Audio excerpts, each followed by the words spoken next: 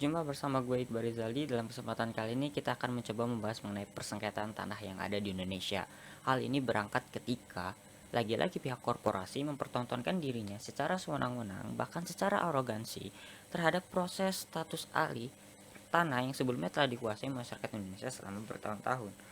Ya, karena persoalan tanah merupakan yang sangat mendasar, masih banyak persengketaan tanah yang menggantung di pengadilan. Bahkan dengan rawannya proses persengketaan tanah ini seringkali terjadi tindak kekerasan pelanggaran HAM yang dilakukan oleh pihak aparat kepada masyarakat yang akan mempertahankan haknya.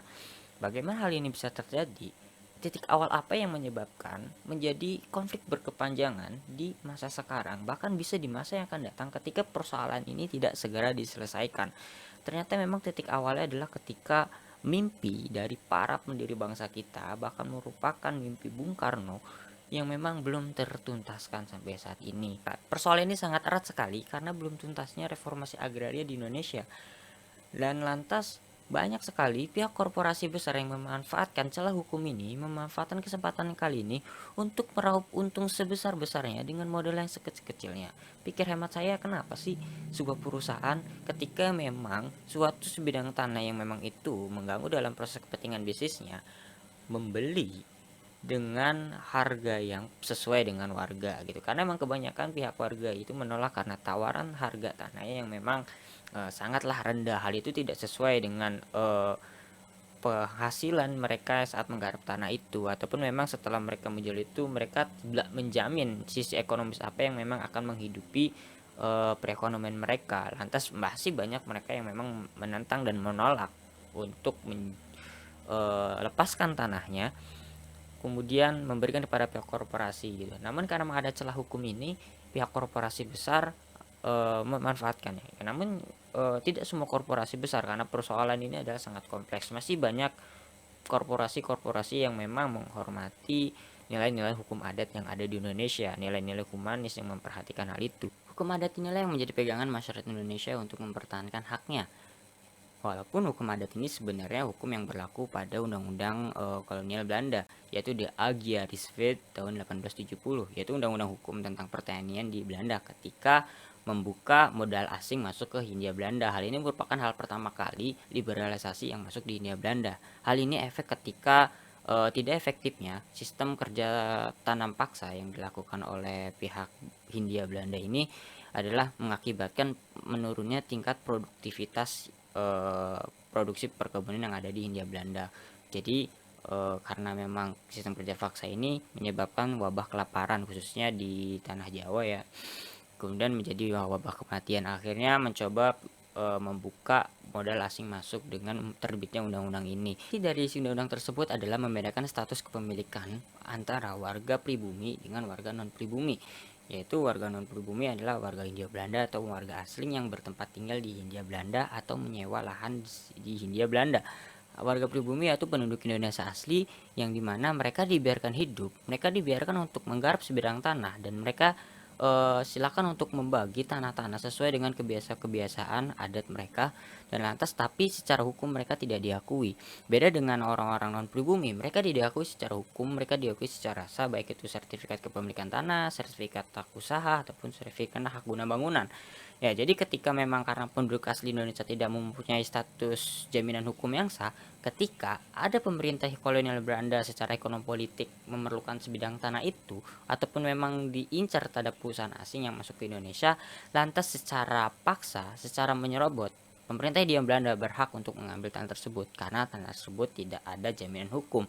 Maka dari situ membedakan antara hukum barat dengan hukum adat. Hukum adat yaitu untuk warga-warga non pribumi, dan hukum barat itu untuk warga orang-orang non pribumi.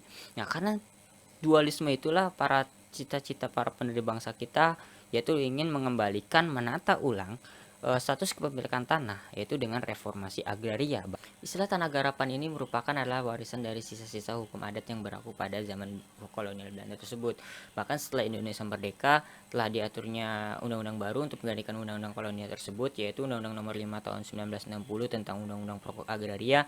Memang belum seutuhnya mengatur mengenai tanah garapan. Tapi waktu saat mulainya program reformasi agraria itu, sebagian warga masyarakat Indonesia dibelikan tanah untuk digarap, kemudian dijadikan sumber perekonomiannya. Namun memang seiringnya waktu, proses program itu masih banyak kendala, yaitu diantaranya adalah ketika seorang petani itu diberikan lahan, namun mereka tidak diberikan modal, lantas mereka itu menggunakan seperti hak milik, yaitu dengan mewariskannya ataupun dengan menjualnya. Nah, inilah simpang tindih ini yang menjadikan persengketaan tanah yang terjadi di Indonesia. Walaupun memang kita telah melakukan transaksi jual beli tanah, namun dalam status tanah itu adalah masih tanah garapan atau tidak memiliki sertifikat hak milik, lantas ya memang di kemudian hari ketika memang berbenturan dengan kepentingan pemerintah ataupun korporasi yang memang telah memiliki sertifikat dengan status hukum yang lebih tinggi, ya mau tidak mau akan memperoleh kena gusuran dan penyerbuatan tanah itu tersebut. Jadi memang katakanlah mereka yang saat ini terkena pembebasan lahan katakanlah masih belum beruntung, karena memang sebagian besar masyarakat kita itu masih tinggal di atas tanah garapan, masih tinggal di atas tanah sisa-sisa hukum adat itu. Nah, karena memang kebanyakan dari seorang warga kita dengan walaupun itu tanah garapan dengan mewariskannya, dengan melakukan jualnya gitu kan.